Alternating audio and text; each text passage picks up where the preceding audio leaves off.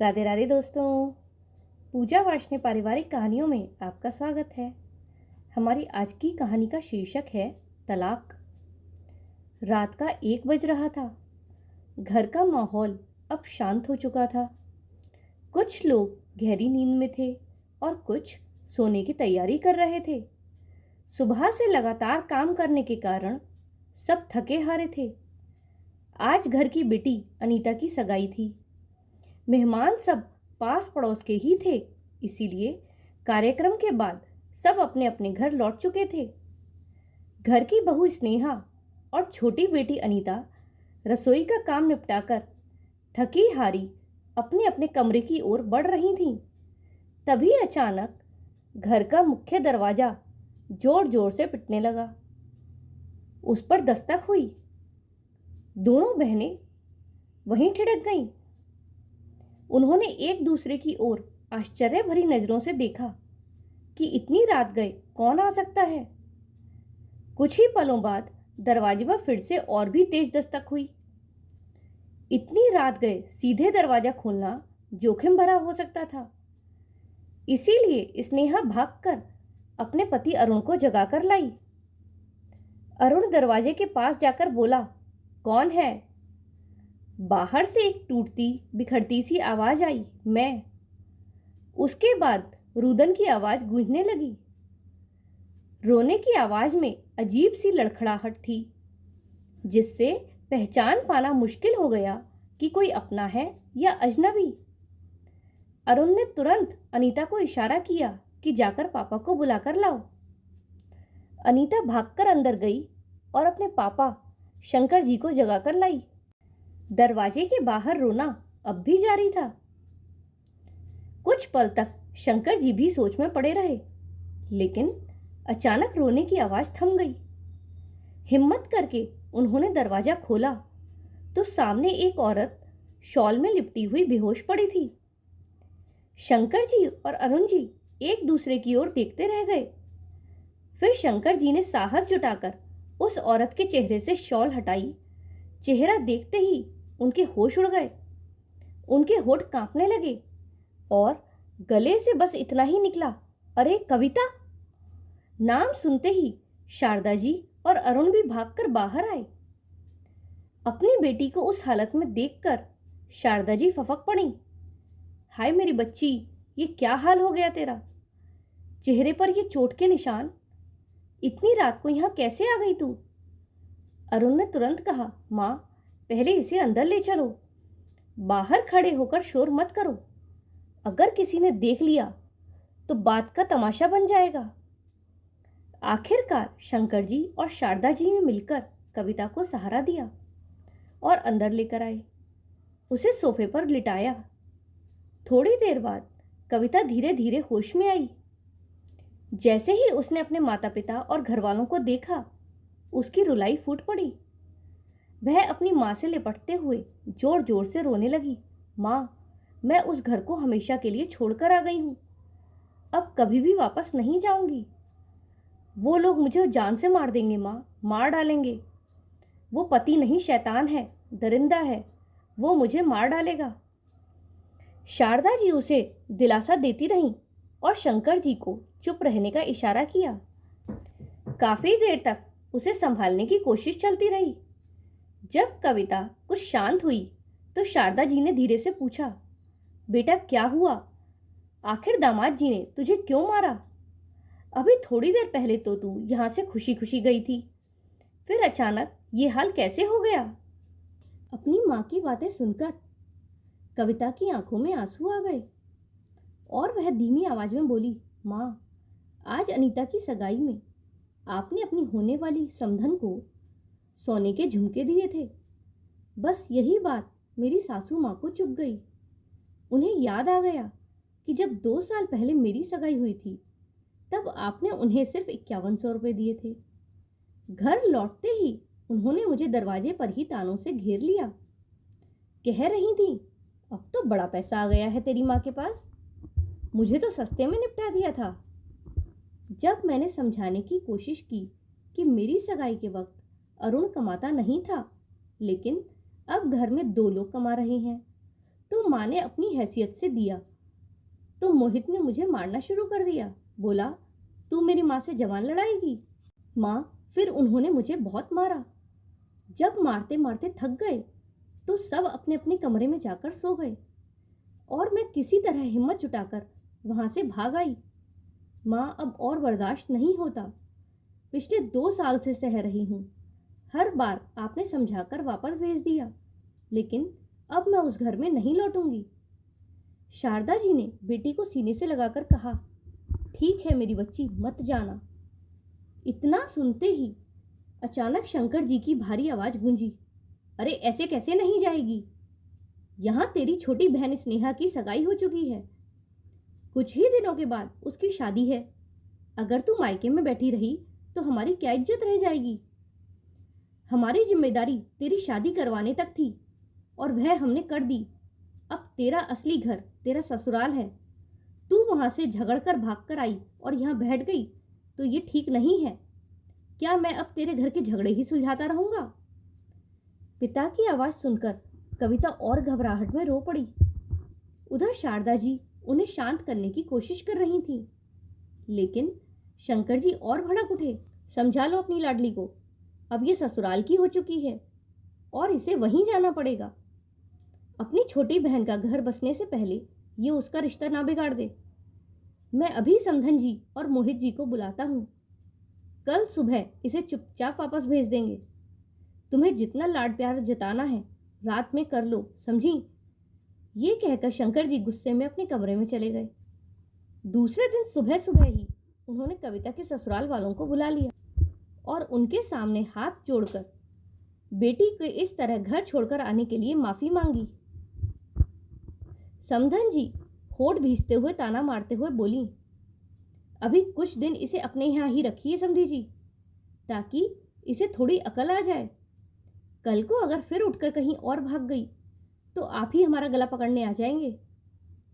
उनकी बात सुनकर शंकर जी गुस्से में एक नज़र कविता की ओर देखने लगे, फिर समधन जी की तरफ देखते हुए बोले, नहीं नहीं समधन जी, अब ऐसा कुछ नहीं होगा, मैं आपसे वादा करता हूँ। समधन जी ने तिरछी नज़रों से देखा और बोली, ठीक है, आपके वादे पर भरोसा कर रही हूँ, लेकिन इस बार आपने अच्छा नहीं किया। नई समधन के लिए तो आपके पास सोने के झुमके थे और हमें देने के लिए सिर्फ 5100 रुपये। अरे 2 बेटियां हैं तो दोनों को बराबरी का देना चाहिए ना। साथ ही उनके ससुराल वालों की इज्जत का भी ख्याल रखना पड़ता है, समझ रहे हैं ना आप? उनकी कुटिल बात सुनकर शंकर जी झेंप गए, लेकिन तुरंत बात संभालते हुए बोले, हाँ हाँ समधन जी, मैं सब समझ रहा हूँ। अनीता की शादी में मैं आपको विदाईगिरी अच्छे से दूंगा। इस बार आपको शिकायत का कोई मौका नहीं मिलेगा। बस आप मेरी बेटी को फिर से अपना लीजिए। समधन जी ने अपने बेटे मोहित की तरफ देखा और कुटिल मुस्कान फेंकी। फिर मोहित भी बोल पड़ा, पापा जी, आपने मेरी माँ को तो खुश कर दिया, पर मेरा क्या? सुना है इस बार आप अपने नए दामाद को बाइक देने वाले हैं और मुझे तो एक स्कूटर भी नहीं मिला। मोहित की बात सुनकर शारदा जी और अरुण के माथे पर पसीना छलक आया कि कहीं शंकर जी बाइक के लिए हाँ ना कर दें। शादी का खर्चा पहले ही सिर पर था, ऊपर से ही नई मांग। लेकिन शंकर जी ने गहरी सांस लेते हुए कहा, मोहित बेटा, उस समय हमारी इतनी हैसियत नहीं थी कि हम बाइक दे पाते। अब भी आप समझिए, शादी के कुछ ही दिन बचे हैं, इतना सब खर्चा कैसे हो पाएगा? उनकी बात सुनकर मोहित ने तुनक्कर कहा, तो फिर अपनी बेटी को भी अपने पास ही रखिए। अनीता की शादी के बाद ही देखेंगे कि क्या करना है। शंकर जी ने हाथ जोड़कर समझाने की कोशिश की, अरे दामाद जी, आप नाराज मत होइए, मेरा मतलब वैसा नहीं था। पहले अनीता की शादी हो जाने दीजिए, जब थोड़ा हाथ खुल जाएगा तो फिर कभी देख लेंगे। आखिर आप हमारे दामाद हैं, आप हमारी मजबूरी समझिए। कविता ये सब बातें नम आंखों से देख रही थी। उसे ऐसा लग रहा था मानो उसका आत्मसम्मान तार तार हो गया हो। मायके और ससुराल दोनों ही जगह उसे जैसे फुटबॉल बना दिया गया था, जिसे बस इधर उधर ठोकर मारकर एक दूसरे के पाले में डालने की कोशिश की जा रही थी। आखिर में समधन जी बोली, देखिए समधी जी, जब तक अनीता की शादी नहीं हो जाती आप कविता को अपने पास ही रखिए, उसके बाद हम तय करेंगे कि क्या करना है। अब हम चलते हैं। इतना कहकर वह खड़ी हो गई। शंकर जी बस इतना ही कह पाए, समधन जी आप लोग शादी में जरूर आइएगा। इस बार वादा करता हूँ आप लोग खुश होकर ही जाएंगे। उनकी ही इस बात पर बिना कुछ कहे कविता के ससुराल वाले वहां से रवाना हो गए। शंकर जी ने गुस्से से कविता की ओर देखा और लगभग चिल्लाते हुए बोले, यही संस्कार दिए थे तुझे? अपने ससुराल से रातों रात भाग कर आ गई, हमारे इज्जत की जरा भी परवाह नहीं की।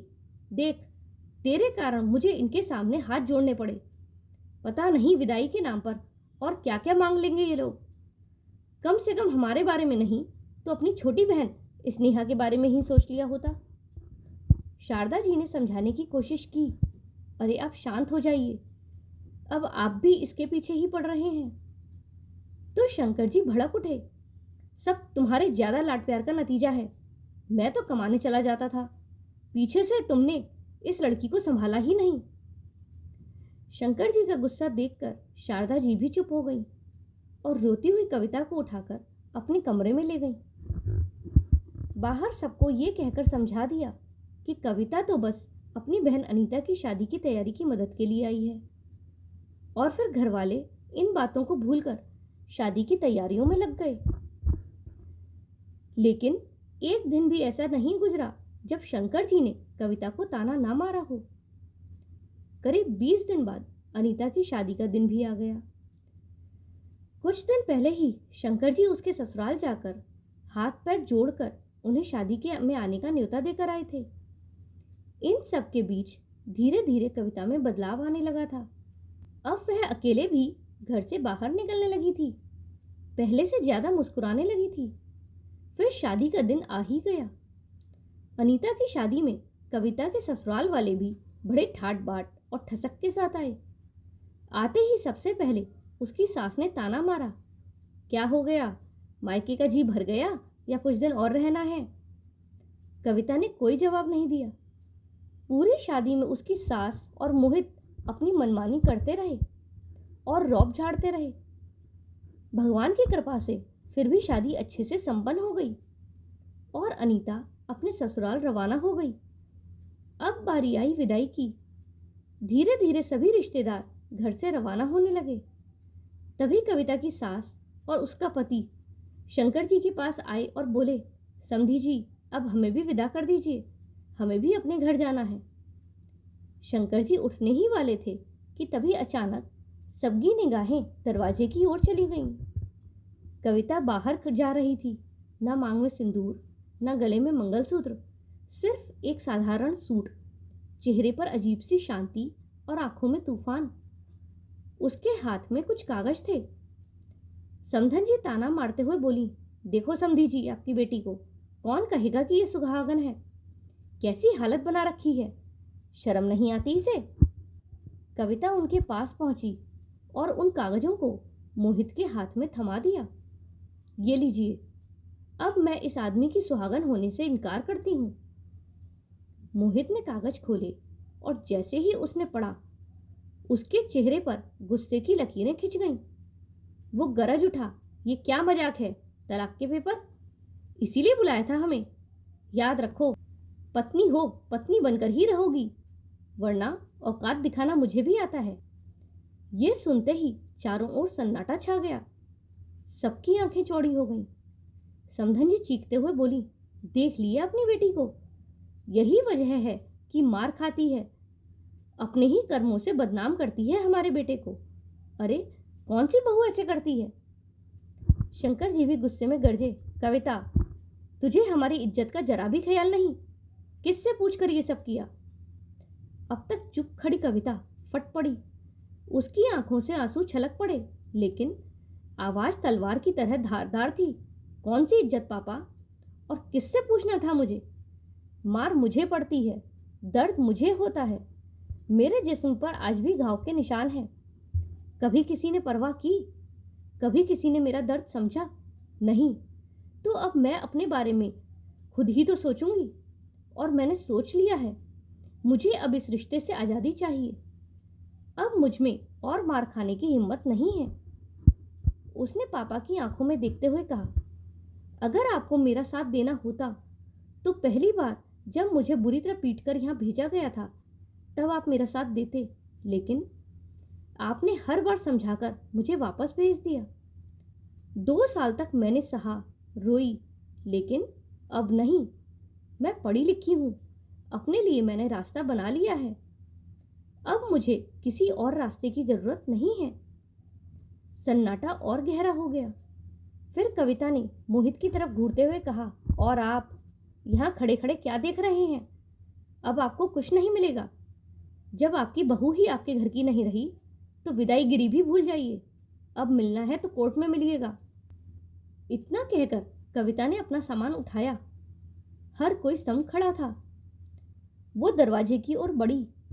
उसके कदमों की आहट सुनकर मानो पूरा घर कांप गया। उसकी सास के चेहरे पर हैरानी, मोहित के चेहरे पर अपमान का लाल रंग और शंकर जी की आंखों में टूटती इज्जत और शारदा जी के चेहरे पर आंसुओं के सागर थे। कविता बाहर निकल गई और इस बार वह वापस लौटकर नहीं आई। उसने अपनी सहेली के घर शरण ली और अपने ससुराल वालों पर घरेलू हिंसा का केस दर्ज कर दिया। उसके शरीर पर पड़े जख्म और मोहल्ले वालों की गवाही ने सब साफ कर दिया था। उसे आसानी से तलाक मिल गया और गुजारा भत्ता भी। शंकर जी उसे लेने 2 बार आए, लेकिन कविता ने साफ कह दिया, जहां बेटी की आवाज को कभी सुना ही नहीं गया वहां अब लौटकर जाना भी बेकार है। आज कविता एक स्कूल में नौकरी कर रही है, खुद अपने दम पर, अपनी शर्तों पर। और उस दिन की विदाई जिसने उसे तोड़ने के बजाय और मजबूत बना दिया था, वही उसकी नई जिंदगी की शुरुआत बन गई।